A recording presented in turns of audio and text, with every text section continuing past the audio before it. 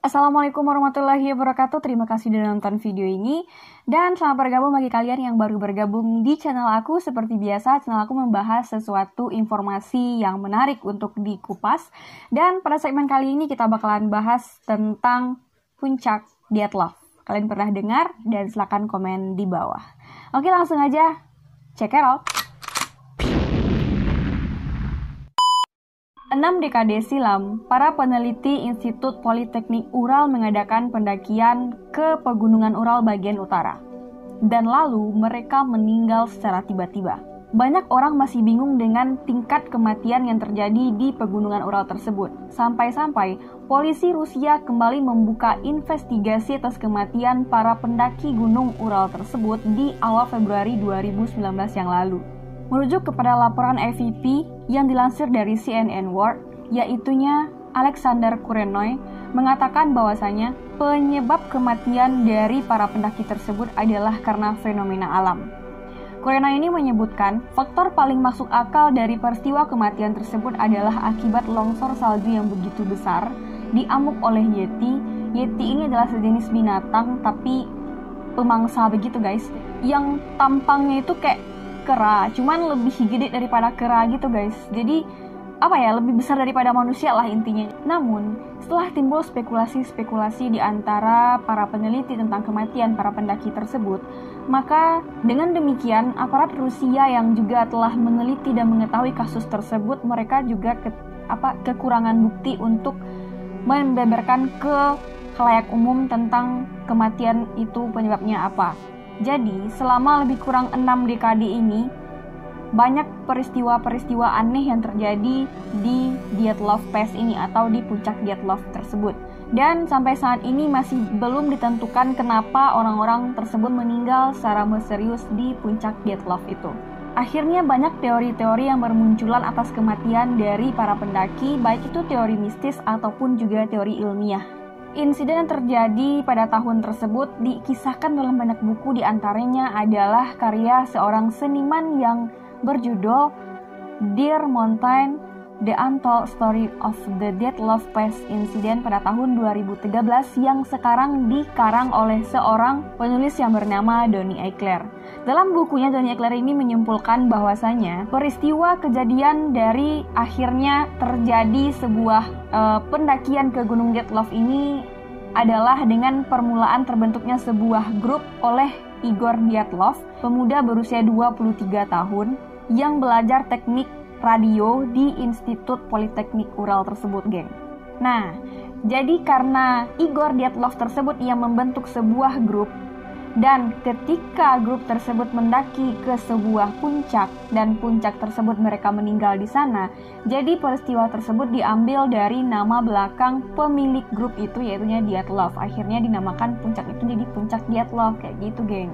Nah, dalam anggota grup tersebut untuk mendakinya mereka beranggotakan 8 orang, 6 diantaranya laki-laki dan 2-nya lagi adalah wanita, guys. Nah, pendakian ini bukan perkara yang asing bagi mereka karena mereka merupakan pendaki profesional yang udah naik level dari level 2 dan bahkan akan menuju level 3 ketika dia telah pulang dari pendakian Gunung Dyatlov ini atau puncak Dyatlov ini, geng. Nah, jadi puncak Dyatlov ini bukanlah merupakan puncak tempat tujuan mereka sebenarnya. Tujuan mereka tersebut adalah sebuah pegunungan yang berjarak 10 km dari lokasi mereka meninggal, yaitu Gunung Otorten. Nah, setelah mereka menumpangi truk dan kereta untuk menuju ke bukit atau puncak Dyatlov ini, akhirnya mereka sampai di lokasi pada tanggal 27 Januari 1959. Ke-9 anggota Dyatlov ini sampai di kota Vizay. Nah, di kota itu mereka akhirnya berjalan sekitar beberapa kilometer ke tempat pendakian dan dicatat bahwasanya ketika mereka untuk pergi ke sana itu ada bawa kamera dan di kamera tersebut tercatat tanggal mereka tiba di ujung pendakian itu pada tanggal 31 Januari 1959. Nah, pas mau daki nih, geng, tiba-tiba kondisi menjadi buruk. Badai topan kemudian menghadang mereka dan badai salju juga turun dengan sangat deras. Pemandangan kemudian berubah menjadi kabur. Dan pada saat itu mereka tanpa sengaja menuju ke arah rute yaitu puncak Kholat Shachel. Dan karena capek, karena udah malam juga nih guys, mereka berhenti di sebuah tempat lapangan hijau gitu guys. Mereka berhenti di situ dan akhirnya mereka mendirikan tenda di situ di lereng gunung. Mereka bukan mendirikan tenda di lembah pepohonan yang berjarak sekitar 1,5 kilometer dari tempat dia mendirikan tenda ini nih.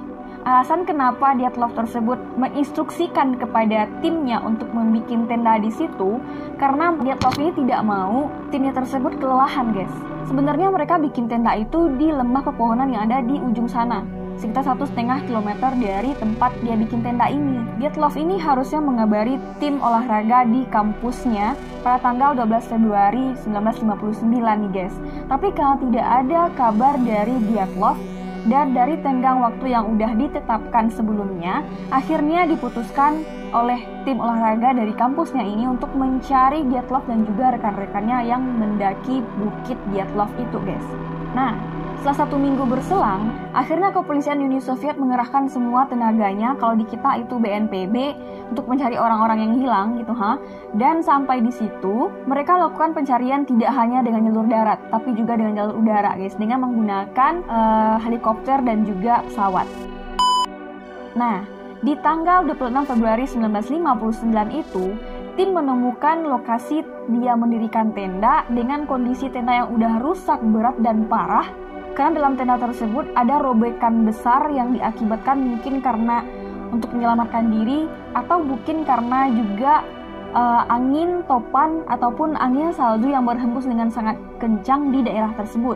Di dalam tenda itu ditemukan barang-barang para pendaki seperti selimut, baju dan juga sepatu mereka yang sudah tertimbun oleh salju cukup dalam. Nah, karena sebelumnya tim kepolisian dari Uni Soviet tersebut tidak menemukan sama sekali mayat ataupun juga orang di sana, jadi mereka memutuskan untuk berjalan sejauh 2 km dari tempat tenda tersebut didirikan. Nah, di situ geng, ditemukan 2 mayat laki-laki dengan kondisi setengah telanjang, di mana mereka hanya memakai celana dalam aja di dingin yang menembus 0 derajat Celcius itu. Aneh nggak? Dan selain itu, dalam upaya untuk menuju tenda, di antara tenda dan juga pohon cedar tempat mayat tadi 2 ditemukan, ada 3 lagi mayat yang ditemukan oleh kepolisian Uni Soviet. Di antaranya adalah Dyatlov dan 2 rekannya. Dan anehnya, Dyatlov ini dan rekan-rekannya memakai baju lengkap, pakaian lengkap, tapi kayaknya dia upaya menyelamatkan diri untuk menuju ke tenda kayak gitu. Dan menuju ke tenda, akhirnya dia meninggal, mungkin diakibatkan karena hipotermia atau kedinginan yang cukup akut, dan itulah kenapa dia meninggal. Nah, tadi udah ada 5 mayat udah ditemukan di dekat tenda dan juga pohon cedar. Akhirnya 4 orang lagi yang harus mereka cari untuk melengkapi tim yang sebelumnya berjumlah 9 orang. Untuk menemukan 4 mayat ini, penyidik membutuhkan waktu 3 bulan, dan setelah ditemukan, kondisi mereka sudah tidak baik lagi. Ditutupi salju yang cukup dalam dan mayat tersebut sudah beku, dan mayat ini ditemukan lebih jauh lagi dari pohon cedar tempat ditemukan 2 mayat pertama sebelumnya. Hasil investigasi awal menyimpulkan bahwasanya ke-9 pendaki tersebut meninggal akibat hipotermia. Namun hasil visum lanjutan memunculkan sebuah spekulasi dan banyak teori yang bermunculan sekaligus merangsang pertanyaan penting, yaitu apa yang membuat para pendaki tersebut keluar tenda hingga akhirnya mereka meregang nyawa. Dari hasil investigasi oleh para penyidik, 3 pendaki mengalami luka berat. Di antaranya ada tengkorak mereka itu yang retak, dan 2 orang perempuan yang mengikuti pendakian tersebut mengalami patah tulang dada, dan yang paling mengerikan lagi nih geng, Dubinina yang merupakan pendaki perempuan kehilangan anggota tubuhnya seperti dia kehilangan lidah, mata, hidung, dan sebagian bibirnya hilang, serta sebagian dari tengkolaknya juga agak-agak retak begitu, kayak ada lubang, dan kemudian jaringan wajah dari Dubinina rusak. Sempat ada spekulasi yang mengatakan bahwa yang membunuh mereka tersebut adalah orang-orang Mansi yang tinggal di sekitar pegunungan Ural. Namun teori tersebut terbantahkan karena rata-rata pendaki ini meninggal karena hipotermia dari dikalahkan oleh teori ilmiah. Dan juga ditemukan tidak ada jejak laki-laki ataupun jejak kaki jejak kaki di pegunungan tersebut selain dari jejak kaki pendaki ini, geng. Nah, ada lagi spekulasi yang mengatakan bahwasanya mereka meninggal karena ingin keluar dari tenda diakibatkan karena longsor ataupun badai salju yang terjadi di puncak Dyatlov itu dan mengakibatkan mereka panik. Akhirnya mereka keluar dan merobek tenda dari dalam dan mereka lari secepat mungkin untuk menyelamatkan diri kayak gitu, dan akhirnya mereka mungkin kehilangan arah ataupun tersesat di pegunungan itu dan akhirnya mereka mengalami hipotermia. Namun teori itu patah oleh beberapa kontradiksi. Yang pertama adalah tidak ada tanda-tanda terjadi longsor di daerah tersebut. Dan yang kedua, setelah dilakukan penelitian 100 tahun sebelumnya, tidak pernah ada laporan terjadi longsor di puncak Dyatlov ini, geng. Dan yang ketiga, jika kalau memang terjadi longsor di situ, tempat pemukiman ataupun tenda yang mereka dirikan itu bukan berada di jalur rawan longsor. Dan teori tersebut belum bisa untuk menerangkan kenapa hanya Dubinina saja yang kehilangan anggota tubuhnya. Dan sementara korban-korban lain kehilangan ataupun retak tulang tengkorak ataupun tulang dada. Ada yang mengatakan bahwasanya Dubinina ini dimakan oleh binatang buas. Tapi nggak masuk akal gitu loh. Kenapa hanya Dubinina saja yang mengalami hal seperti itu sementara rekan-rekan yang lain tidak? Donnie Eichler masih dalam bukunya Dead Mountain pada tahun 2013 yang lalu menyebutkan bahwasanya kejadian tersebut terjadi karena adanya gelombang infrasonik. Gelombang infrasonik ini diakibatkan karena adanya angin yang berhembus menuju puncak ataupun menuju lereng Gunung Kholat Syakhl dan sehingga menyebabkan ketidaknyamanan pada anggota tubuh pendaki dan menyebabkan mereka kehilangan akal sehatnya. Dan saat mereka berhasil untuk keluar tenda dan mencapai pepohonan di sana, mereka kehilangan gelombang infrasonik dan menyebabkan mereka berhenti di sana. Dan ketika hari sudah malam, akhirnya mereka kembali lagi ke tendanya. Namun karena adanya kabut, sehingga penerangan mereka menjadi gelap dan akhirnya mereka kehilangan arah untuk menuju tendanya tersebut di mana gitu. Jadi kayak apa ya, kehilangan akal gitu loh guys. Kayak tenda gue di mana ya? Mungkin kayak gitu.